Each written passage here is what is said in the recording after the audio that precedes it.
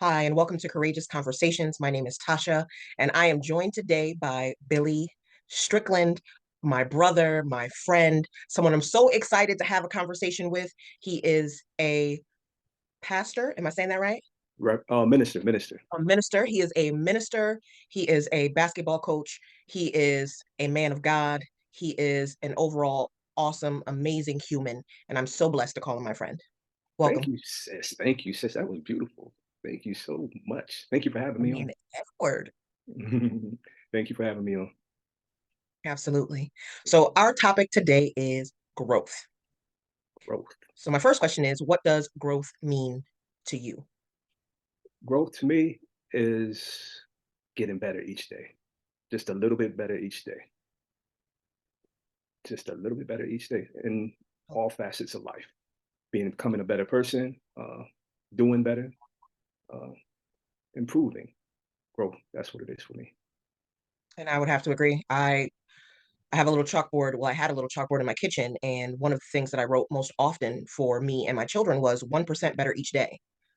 Okay. Growth is not something you jump into. It's something that you just give a little bit to in whatever area, like you said, whatever facet, whatever area. It could be your growth in your spirituality. It could be your growth, as a human, as a wife, as a mom, as a basketball coach. It's whatever you choose to put your energy in, and just making sure that you're putting a little bit of effort in so that you just become a little bit better each and every day until you reach your goal. So I love that definition of growth. Yes, it's all a process. It's all a process. I think that's what sometimes a lot of people get frustrated because they want the change to happen overnight. Like, and most of the habits and things we've developed in our lives, we did over years. So nothing changes just like that. It takes time. So as long as you improving just a little bit each day, you're doing better than the day before. Absolutely. Yeah. So growth could also equal patience. You have to be patient. You That's have to be patient. yes, you have to be patient.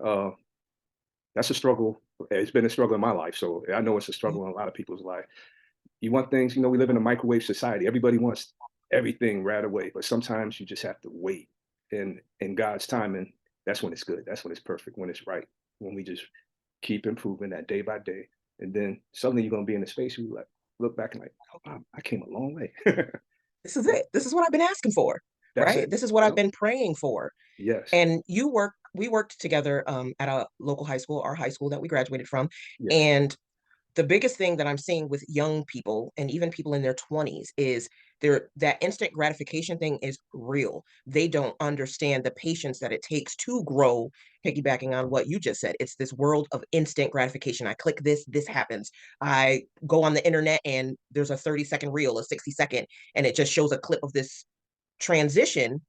But what people don't understand is that is this much of what it took for that Right. person to actually get to where they are now. It was 10,000 hours for the people out there listening. For you to be good at anything on this planet, there's a mathematical equation that says it takes 10,000 hours for you to become a pro at anything that you are doing. So Yes. that's a way you could sum it up. 10,000 That's hours. that's a lot of hours. And that's the thing, like you said, easy access. I don't have to research or do too much. I can get on my phone and find out anything in a matter of seconds. People want the blessings, they want the life, but they don't know or even understand the work people put in to get to where they're at. And especially with coaching nowadays. Kids want scholarship, they want to get to a certain level, but they don't understand. If not all the people that are on that level put a lot of work behind the scenes, practicing, repeating repetitive motions and stuff like that. Uh, yeah, That's that that's 10,000 just hours. those 10,000 hours. Nothing. You shouldn't even want nothing if you haven't really put the work in. That's how I really feel. Maybe when I was a little bit younger, I would want it just to get it right away. But I think you respect it more when you know you put the work in behind the scenes to get to a certain level. And then you're prepared for it too. I was going to say that I don't think you could keep it. So if you haven't put in the work behind something that you receive, in my experience, it won't stay long because it's not Yeah. part of you. So in order for something to come and stay, you have to put the time in. You have to put the energy and the effort and the get the understanding and the knowledge and what to do with it. You can't keep it if it's not really truly a part of you. So And that goes with everything, relationships, everything. If you're not putting the work in it, you won't keep it for long. You won't keep it for long. Yep, You know, absolutely. you might hold on So to it for a second, but then somehow you'll mess it up. You'll mess it up. And I think it goes back to because you just won't respect it as much because you mhm, didn't really do anything to earn it, you know? yeah, I get that. So, explain to me a time in your life where you saw the most growth in yourself, and what did that growth bring to you that maybe eluded you prior to you growing in whatever area it is? Wow. So I'll tell you the one that comes to mind right off hand. Coming from working, I'm a retired correctional officer. Mhm, Going from there to working in the public school system, it was big. It was a big change for me, but I knew it was something that I was supposed to be doing. I believe we might have talked about this before. When absolutely. I had retired from corrections, I had put in for the job at the school like a year or so prior, and I was enjoying retirement life for a little bit. Then I was like, I need to find something to I do, like this. and I get the phone call from the school system. Like this is like a year plus. I have a guy put in for the job, and she was like, "Well, the position came open, and we're looking at your paperwork. We like what we see. Would you like to come in?" I went in on a Tuesday to interview. I think like Thursday, Friday, they called me back. It's like, when can you start? So I knew that was like divine intervention Absolutely. right there. And I figured, no, I could do this. This is public working in the public schools. It won't be hard. What a shot. And it took me a second. It was an adjustment. It was an Oh, adjustment period for me. Uh, I was thinking, I guess, school when I went to school, which was some years ago, and mhm, going in, everything was different. The kids just think different, and I had to change how I looked at a lot of things. Kind of old school. I was raised by an old school dad, so respect was everything. Starting at the school, I was like, oh, it doesn't work like that here. Even in the prison system as a correctional officer, respect is a big thing. yeah, Where in the school system, I learned the kids they want to be respected, but they're not going to automatically give you that respect. You kind of have to earn their respect. So I had to learn. I thought I was patient. I prided myself for years being a patient person. I had to get there at the school, and it was tested. How patient you thought you were was yes, absolutely tested. That's part of yes. growth. You gotta be tested to see if you're really as patient as you thought you were. Oh, and God showed me that you're not. Yeah, and I know you remember when I first started. I was walking around the school like really aggravated. 'Cause I was like, Mhm, these kids just talk and say whatever they want, and I learned to listen more than talk there because a lot of times the kids they want a relationship and they want to I think they want to just see if you care. That's a big thing, especially in the school system. Once they see that you actually care, they may not like what you're saying to them, but they know that it's coming from a good place. So I grew a lot in that. Like I'm really comfortable now at the school because I understand you have to find a balance. You know, I'm I'm actually comfortable where I'm at right now because I know I'm supposed to be there. Because if I wasn't, as far as I know, I don't even think they had part-time positions before. So like that for was something, security. right? So that was created. And I was like, okay, you need to be here. You're supposed to be here. And I'm learning to just walk. When God opens doors, you just walk through, because that's where you're going to find your purpose and be purposeful.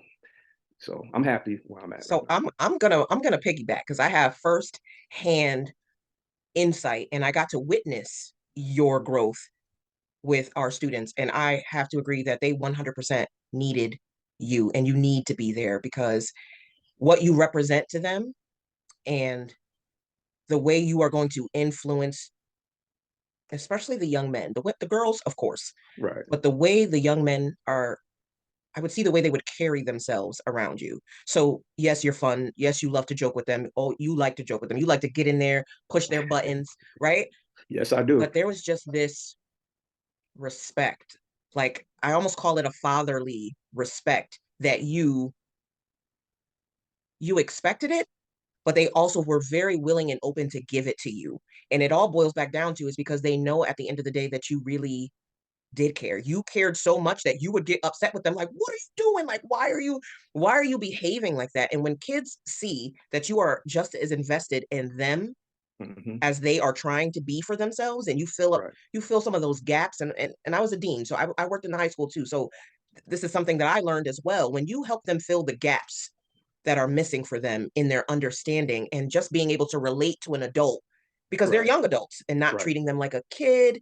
But the biggest thing is just respecting them and showing them that you actually care. And I got to witness in action with my own two eyes the way that they responded to you. And at first they were like, oh, he get on my nerves. Like I can't stand Strickland. And it was because you just wouldn't budge on your boundaries and your expectations of how a young adult should be acting. And you would not budge on it. You would not budge unless you knew you were in the wrong. You would always come back and apologize. But when you right, had a standard that you believed that they could hold themselves to, you didn't budge on it. And you not budging and being that constant every day when they walked in that building, being right. consistent and being constant turned into, oh my God, he really does care about me.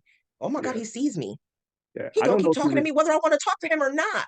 And the relationships that you were able to build with these young men and these young women is the whole reason why we get into education in the first place. I exactly. forget that sometimes. Yeah. You So I don't know kudos if to you you. remember. I said, I don't know if you remember, but I struggled with some of that, and I remember coming to talk to you because I was like, especially with the boys, it was like, "You're not my father." And remember, I don't know, I say, "I don't know why these boys keep saying, 'Oh, you're not my father,'" and you helped me out a lot with that, and, I really enjoy the relationships I have built with a lot of there's a couple of boys that I go out that graduated like 4 or 5 years ago that we still go out and eat together, and, they all I get the grandpa, I got yeah, a bunch of nieces, nephews, and Oh, we grandkids. know. Yes. Like, But I yeah. enjoy it. Yeah, I enjoy it. I enjoy the job. I know I'm doing what I'm supposed to be doing, you know? And it's So what was crazy. your biggest lesson in growth? If you had to put it into words, how how did you grow the most? Was it your patience? Like what specifically I had to was your biggest understand area of growth?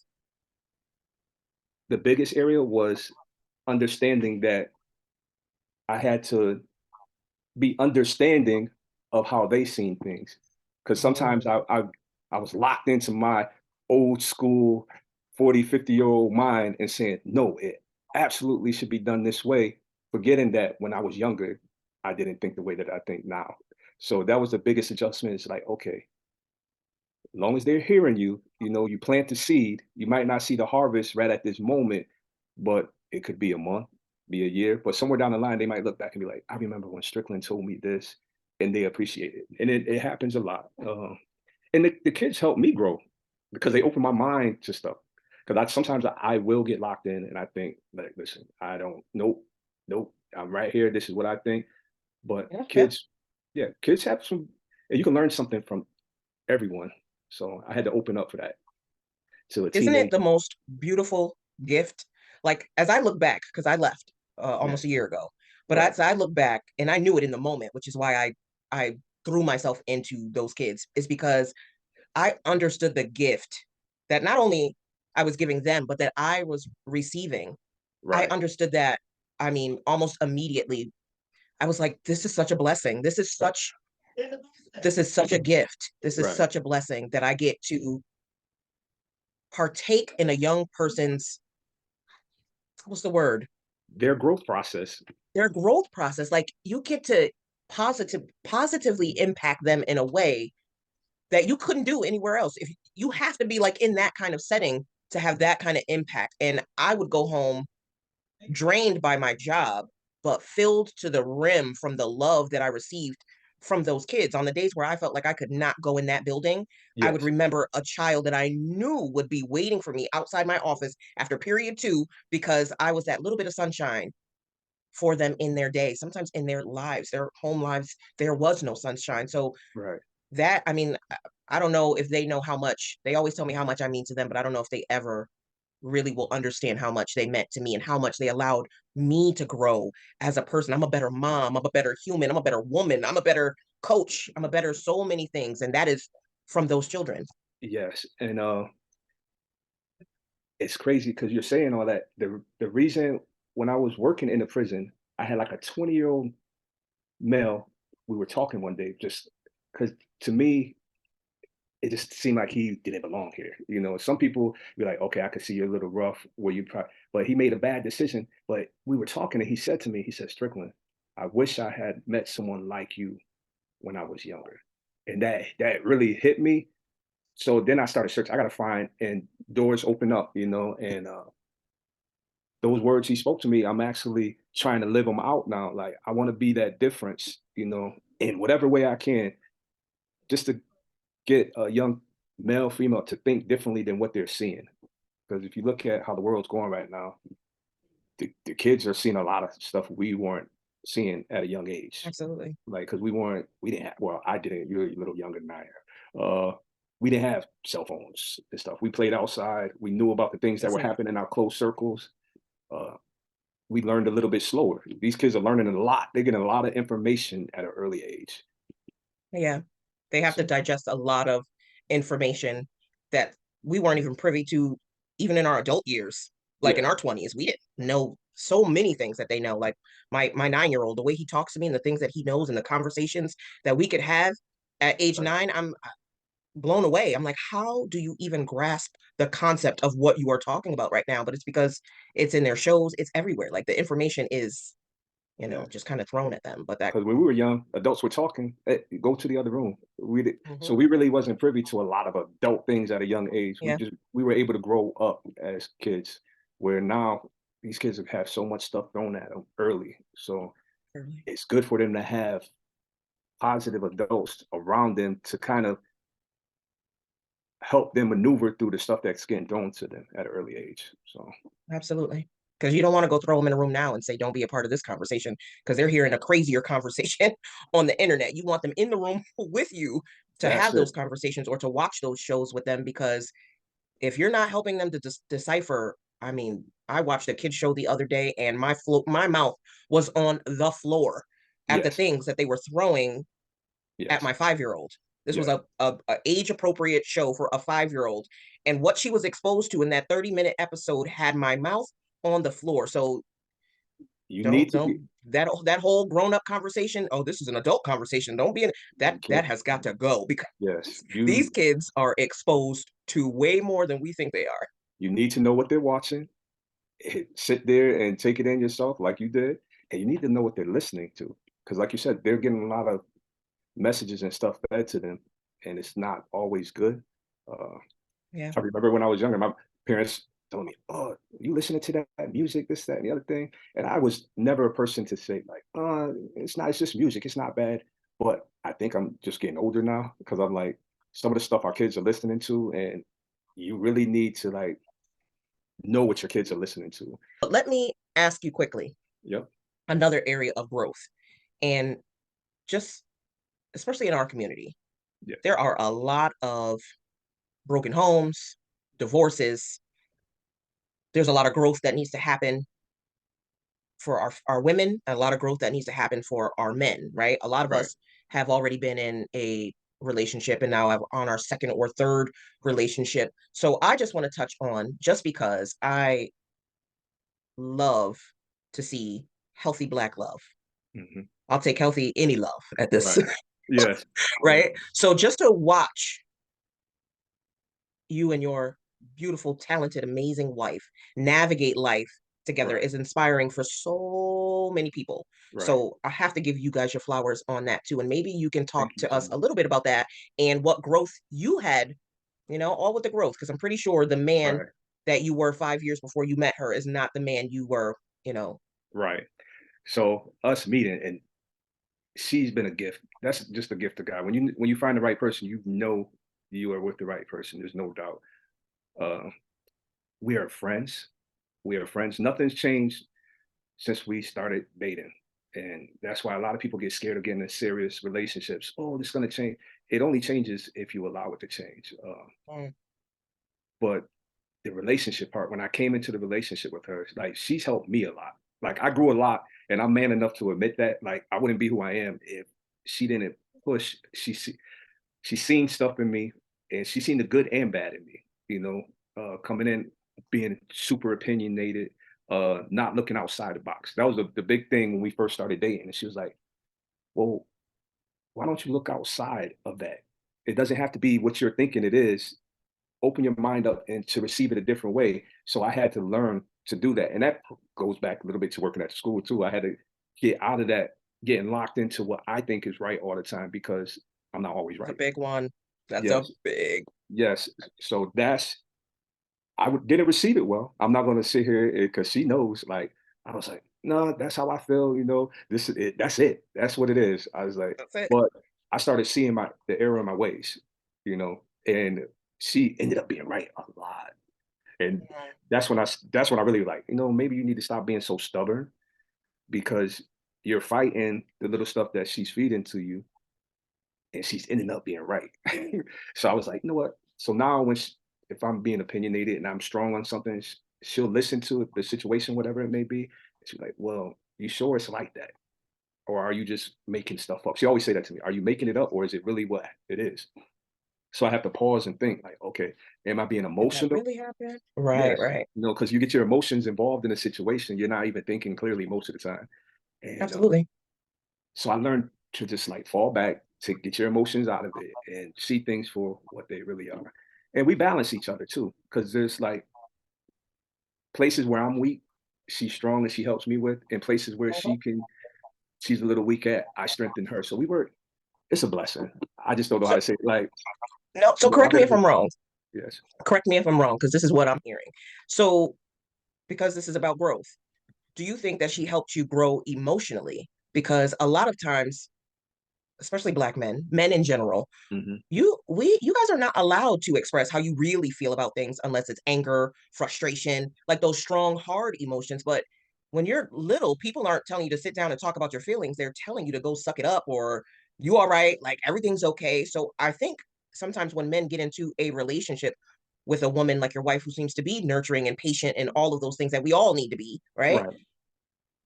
It it's a little jarring. Like you mean I can tell you I feel like that and you're not gonna judge me. You're going to allow me to be me and just show me that maybe I'm seeing it a certain way because I haven't let the emotion part Right. happen. Right.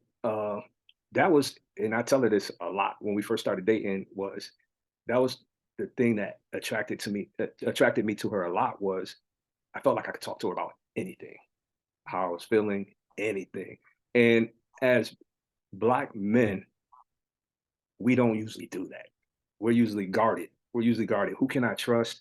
Who can I Mm, speak to? And me and my wife had some tough conversations, and it was such a relief to be able to talk to someone I trusted and know that it wasn't going to be used against me in any type of way. Because that's mm. what that guard being up. It's like I got to be guarded. I got to be guarded. You never know. Is this going to come back? Is she's going to use this? And it's not like that at all. I'm like really comfortable Oh, with talking to her. beautiful. Yeah, I'm I'm getting a comfortable with little talking to misty eyed because I her. don't Oh think people understand how important it is to have another human that you trust with the parts of you that you wouldn't share with anybody right, on this planet. So to have somebody that you trust and you love and you know has your best interest, right. like they're just as invested in you as you are. She, I, she is funny because we laugh at a lot of stuff now. Like I have no problems. She called me a crybaby. I don't know if it's a getting old thing, but like I could be Oh watching no, like something on TV or something, and she'll look over. This is how well she I knows already me. know. Yeah, if it's something that's like real emotional, she'll get quiet and she'll look over at me and she'll see me, trying to. She's like, "You crying?" She said, "You a crybaby," and we laugh about it, but Yes. I'm comfortable now with those emotions, and that's I really believe like a lot of our young Black men need to be okay with showing your emotions, crying, being whatever it is, instead of bottling up and then you explode when something happens that aggravates you. And You we see know, that a lot. I know yeah, you see that a lot at the high school. yeah, And when they're not releasing it and crying it out, that's when we see our boys fighting or cursing people out. It's because it's gonna come out. You have to express that. That stuff can't live inside of you. It just yes, can't. So it's gonna come out one way or another. And I just want to piggyback on what you said that they need to let it out. We have to also encourage them to do it at a young age. My right, son is allowed to cry. My son is allowed to show every emotion on the spectrum of emotions and to feel what he is feeling. And I teach him the words to describe to me what it is that he is feeling. right, Because think about it, when our sons and our young men get upset, especially that you and your wife do it in a joking way, which is so beautiful to me that she can right, call you crybaby and it's all love. But think about right, the boys who were called crybaby when they were like 5 years old and they had to learn that boys are not supposed to cry. Boys are not supposed to show that they're overly happy. Boys can be aggressive. Boys can be angry. Boys can be all of those things. But even when you're too angry, don't you hit my stuff? Don't you punch this? Don't you do this? Don't. There's so many mixed messages and what is okay for a boy to express and what is not. So I mean, Yes, we all have to be better with that. and we do. And you know, because I love my father to pieces, but he was old school, raised by an old school dad, and it was like kind of came up the ranks. It's like, oh, you better not cry. You know, boys don't cry. You got to be tough. You got to be this. And is it really tough bottling your emotions? Like like the messaging that we give our young kids is like wrong. Like, you know, and my father was only doing, he's the best dad in the world. I love my father Absolutely. immensely. Like I am who I am because of him. And but I know. at his age now, like he cries too. Like he's gotten to a place where he's okay with letting his emotions out. And that's a good place to be. You know, you could cry about something if you feel that's the way you feel, and you keep moving. If you're happy, show that you're happy. You know, You we know what need that's to called, love. Strickland? You know what that's called? Growth. Yes, growth, growth, and that's what I be trying to tell the young. Expansion, growth, like let it out, express yourself. Like, I would because this. I know I ain't gonna say the kid's name, but this is. I was at school. This was one kid. He just graduated this year too. I really love this kid. Uh, Real aggressive. Like he came and he was always aggressive with me, and he used to say that N word. You know, I don't do the N word, and mm, that's how we met. He was talking to me, and he referred to me as the N word, and I was like, "No, I'm nobody's N word." Unless we stop right there. And like the next few days, it became a thing where he had to catch himself. He would say it, you know, just out of habit because that's how he talked with his friends. And I was like, listen, you can't address me like that. So that changed. But then it went to the thing where, oh, Strickland, I'll beat you up, this, that. It was an everyday thing. And I engaged with it because I knew it was playful. He was being playful, big kid. And just one day I said, no, let me do something different. So he started talking this thing, oh, Strickland, I'll do this, that, and the other thing too. And I just stopped and I looked at him and I said, I won't say his name. I looked at him and said, listen, I love you. And he oh, paused. Yeah, he paused for a second. Then he had this big smile came over his face, and he gave me a hug. And so, you know, the kids need to hear that once in a while. You know, I think his way of communicating with other men has always been the aggressive. I have to be right, aggressive. right. That's the manly thing to do. And So he's I a bit, just you said he told was him a big kid, so you know he used that size. yes. So I think I was just trying to show him like, listen, we could communicate in love just as well, just playing around, or it doesn't always have to be that aggressive thing. So that was a good thing. Yeah. Yeah.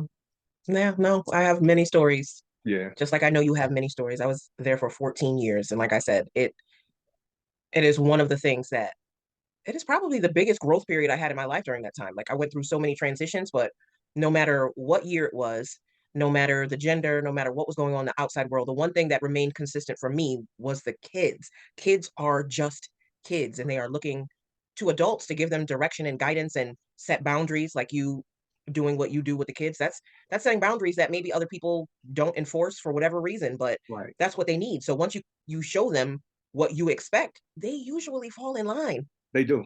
They do. They do. And they're looking for it. A lot of people may not believe that, but they want structure in their lives. They do. They do. They do. You know? Thank And they you for want to feel sharing that. and they want to feel loved. Everybody wants to feel loved, but the kids really want that, you know, and that's if we don't positive people don't show them that love, there's people that will that don't have their best interest at hand. Absolutely. You know? I I mean, I think you know that that's probably why God guided you back twice to I this know. building, I know. I didn't right? understand it. I didn't understand it. And you know, I'm still don't totally understand it, but I know that I'm supposed to be there now. I accepted that. Absolutely. Yeah. Absolutely. So that's growth. Yes. You That's gotta accept your purpose in life. growth is not always following what you think you want in your head and opening yourself up to receive the information in the direction that God really wants you to go in. Right. Because we Right. usually fight against that, like, oh, I don't think I really want to do that. I don't know if I want to do that again, right? You have that Right. like, Right. like, and mostly it's because of fear, or it's usually fear when it boils down to it. We're afraid of something, or afraid we're not good enough for something, or Right. like, why would you choose me to do that? Of all the people on this planet, you want me to go do that? And just having the courage to kind of sit in that and accept it and to follow the path that God has set out for you is, I mean, the ultimate That's it. growth. That's it. You have to it's a good feeling too, that knowing that you're doing something that you're purposed to do. It's a great feeling. So at first, starting there, I was like, "Oh, what am I doing here? Like, this is Mhm, crazy." But mhm. now I feel that I'm being effective. How effective? I won't know until I'm on the other side. Uh, Absolutely. but I know that I'm being effective. You know. You I know. know you get that feedback now. Yes. I Yes. know you get it. I Yes. was in that building, so I know those kids come up to you and thank you, especially when you run into a kid who's graduated. I mean, that is the greatest feeling for me. Like, when you're in the building and it's an everyday thing and you know, they're Yes. just used to seeing you, they appreciate you, they're grateful for you, yeah, that's all fine and good, but when you run into a kid years down the road and they see you and they light up and they're like, "I just have to thank you so much." You Yes. know, that right there, that is It's a great feeling. it's It's so a beautiful. I think yes. It that's what is. life is all about. I think that's why we're here. Our purpose may look different in what we're doing, but I Right. think as a whole, we are here to help each other out, to show people the way, to reach back and help people once we get out of something that Right. was challenging to us, right? To share our knowledge, share our wisdom, most importantly, to share just love. Like, there's so much Share love and hate, share. so much confusion, and so much negativity swirling around in all of our lives. So if we can just stay in love and be in love and give that love and share that love with people and that light, I think that's that. I don't think we're supposed to do too much else. Listen, we all go through things. Uh, you don't have to share everything, but I believe in being a little transparent. I believe people need to know that you've been through some things that they probably can relate to. God puts people in your circle that probably are going through things that you have been through, and you just sharing your story and letting them know, listen, I made it, and this is how it can help somebody. You know, Absolutely, but sometimes, absolutely. you know, I'm a Christian, ain't ashamed of it, but sometimes people in the church try to put on this thing like I have it all together, and nobody does. Nobody does. So being transparent, especially with the youth, can help them along the way. You know, but I can put myself in that category. I grew up Christian, and I agree with you. Some people in the church do, and I don't. I know it's not malicious. It's just right, not everybody is vulnerable enough to really let people know that they're struggling. And that's something I had to overcome recently. Like, right, I'm the person that was always positive and always uplifting everybody. I think, yeah, that's what I always did. I would bring the little bright spot and be like, well, look at it like this, and always just try to keep people hopeful and uplifted and positive. But in my own world, in my own personal, my real life, I yeah, was struggling to do that for myself. right, Like, it was easy for me to go out there and help people who were in need, but when it came to me opening up my mouth and saying, "I need help," that was probably the hardest thing I ever had to do in my entire life, is to open up my mouth, because people see me one way. People always look to me like, "Oh, Miss Manzi or Tasha, like she's this bright light, like she's so positive. Like, how do you stay so positive?" And a lot of times it was at the cost of my own. right, It was me sacrificing myself, right. like giving everything I got, and I go home and I have nothing left and I'm struggling just to get dinner done and get ready for the next day. So, I mean, I firsthand understand how people could Yes, operate like that. yes, I get it. And it goes back to just being gifted. Like I always been comfortable for the most part of being real with people. Like, a lot of kids, Strickland, you're a minister? Yes. Yes, I Ministers am. can have fun too. I like to joke. I like to play around too. I'm not gonna act like something that I'm not. You know, Yeah. and I love the church I go to. The pastor I'm up under, because Hmm. he allows that. He's that way. So, be yourself. God created us all unique for us to Absolutely. be comfortable in being ourselves, and we shouldn't have to feel judged because I do things a little bit different than you do or anybody else. I actually just brought you up to my mom in a conversation about church Right. and about the judgment thing. I actually told Mhm. a story. I'm not going to share the story because I didn't clear it with you, but I shared Right. a story with her that you shared with me. Right. And I was telling her how being in the company of someone who is a minister, Right. who loves God, and who is so himself, gave me permission to say, my relationship with God has nothing to do with anything other than me and God. Right. Whatever anybody else thinks or thinks I should be doing or should not be doing, it does not matter, including my own family, my own parents, because as long as I am good with God and my heart is good and I'm doing good by Yes. God, then people's opinions and what they think I should and should not do will never matter. And you were one of two people who really, really gave me permission and the courage to really worship God the way that I do Right. and to open myself back up to being comfortable with myself. Like I always felt like I didn't live up to the church standard, if that makes sense. I think we all been there. Uh, I I I felt that way for the longest because I would look at things and be like, "Well, that's not me." And the thing is, God doesn't want me to be anything other than what He created me to be, and I had to learn that. I had to learn that. I had to learn that. Yes, God wants us to go out, reach people, you Yes. know, share the kingdom with people, but He also Yes. wants, and I think this is where some people get it confused, is like He wants us to do that part, but He'll work on everything else. Like he'll do whatever he feels that that person needs to be fixed or straightened out, and he'll do that. Like all I need to do is just share the gospel. I just need to share that Jesus loves you. And just imagine that. You ain't it's not it doesn't take a whole lot. Listen, I love you. Jesus loves you. God loves That's you. it. That's That's it. it. And let him do his thing. Like I don't yeah, that's all I do. I just share that. I share that and I let it be. If people Yeah. ask, if someone asks, you give them a little bit more, but you don't listen. I've been there. I've been there. I think it kind of stunted my growth. I think I would have been further along that Christian journey if I didn't feel that, I'm not good enough. A lot of people will sit and wait and try to get themselves together, and Right. Before. yeah, we will never. I'm not all together now, so like we never really have it all together. So Exactly. just And take you that just summed step. up. That's how I felt. That's how I always felt like, oh, I'll get my relationship with God together when I'm older and I have this together and that together.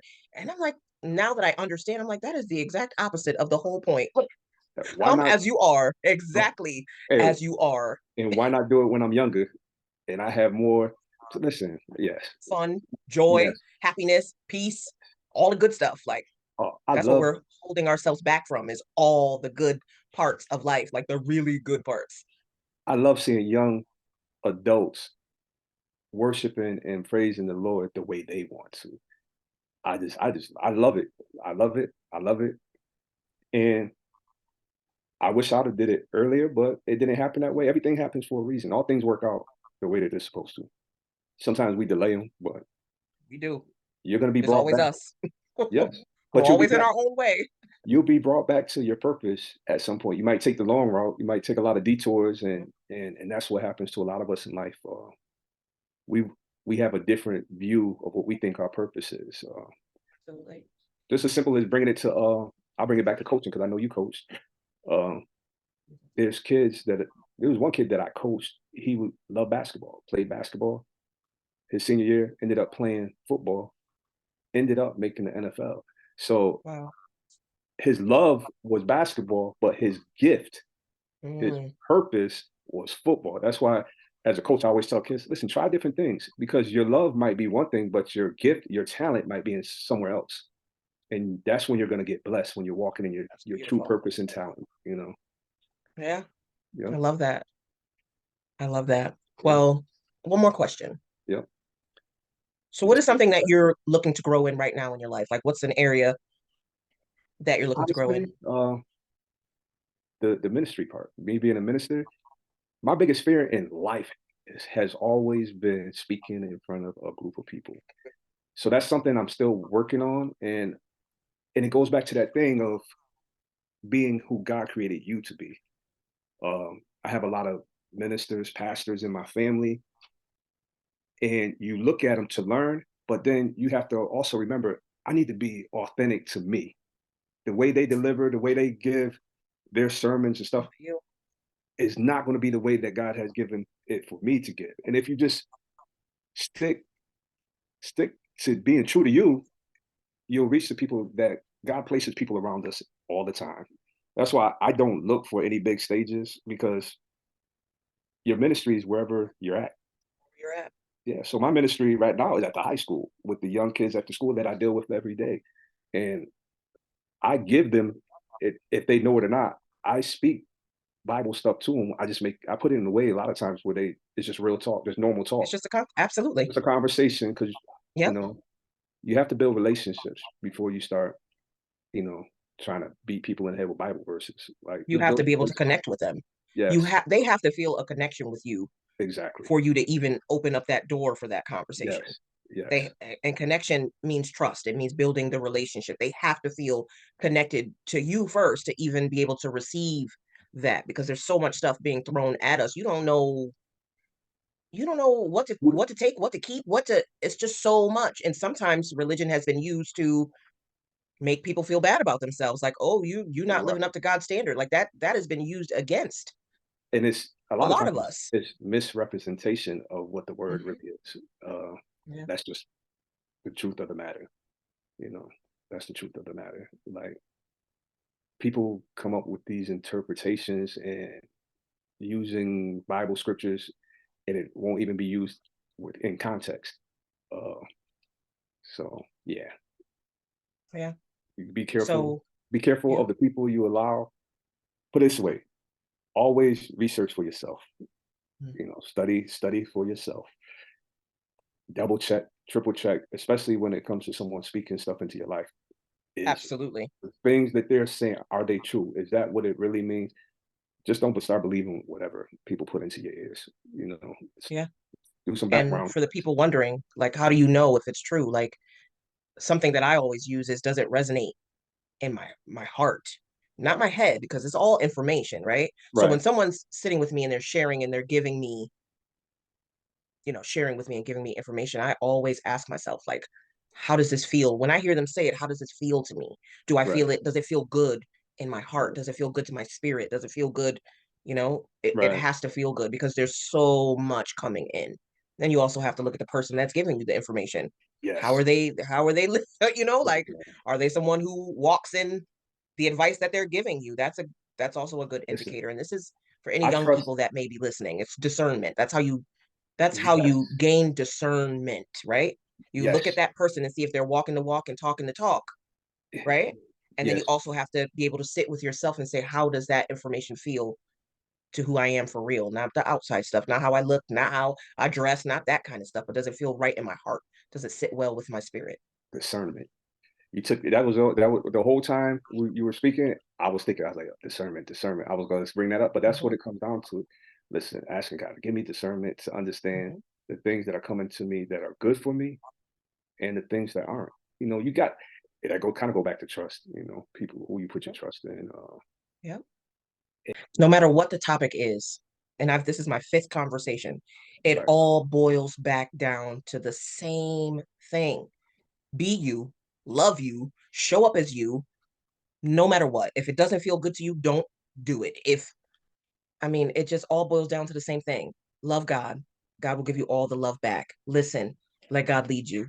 you If know. you don't believe in God and you believe in something higher than you, that's the same thing. It's all love. Let love lead That's you. it. Spread that love. That's Embrace it. that love. That's it. Treat people like you would want to be treated. You know, I have people that I'm in relationships with that I know pretty good that don't believe, but that doesn't change anything. I still love them. So you just got to treat people like you want to be treated. But Mhm. love is the answer. Love is literally the That's it. answer. And it all starts with you. You got to love you first. Oh You yeah. you really do. And this is I'm of course God is always the head, always lead with that. But I'm talking about for the people who their faith may be wavering. I'm talking about for anybody on this planet, whether you believe or you don't believe, it literally all. So you have to love you. You have Yes. to show up for you. You have to treat you really good. You have to be a priority in your own life. And once you can really sit with that and be that and embody that, when you go out into the world, you just got to spread that. Just be you. If you're just you, you're spreading that. And that's all going to come back to you. That You is can't the ultimate honestly, answer. honestly, you can't love somebody else if you don't love yourself. Like, Absolutely. yeah, you definitely have to love yourself first. I say it kiddingly because you know how the kids are at the school. They'll say something. I said, it doesn't matter. I said, I love me. I said, I love me, and not Absolutely. as in no conceited way, but I love me. Like Mhm. I love who I am, and it hasn't always been that way. You Me know, either. when you're a little younger, and the earlier you get that, the easier and Yeah. better life becomes, you know? Doesn't Yeah. matter. So if any, yeah. Yeah, nobody else has to love me. Family, friends, I have to love me. And then if I Their love love is me, extra. It's the bonus. It's the that's it. icing on the cake. And That's I'm it. saying that so seriously. When you love you and you get that love from someone, it's just adding to your already full. It's just the icing on the cake. You can for all the people struggling who are like nobody loves me, I don't have anybody in my corner. Yes, you do. Yep. Yes, you do. Yes. And once you realize that you do, life is going to get a whole lot more beautiful. Yes. We in total agreement on that. Love you. Well, I thank you. Love you. Please love you. If you don't Yeah. love anything else, well, Yeah. you will love everything else if you love you, but Yes. whatever. But Billy Strickland, I want to thank you for your time. I want to thank you for your energy. I want to thank you for being courageous enough to come on here and have a conversation with me, not knowing what I was going to ask or where it was going to go, and just being open to it flowing and going wherever God meant for it to be. I appreciate you. I honor you. I respect you. And I'm so blessed again to call you my friend, my brother. Yes, sis. Thank you for having me. It's been a pleasure. It's been a pleasure. We took a lot of turns there, but We it was did. all, but they All. were great turns. We got to keep Yeah. growing. Keep growing. Keep growing. Love yourself, love other people, and be effective. Be effective.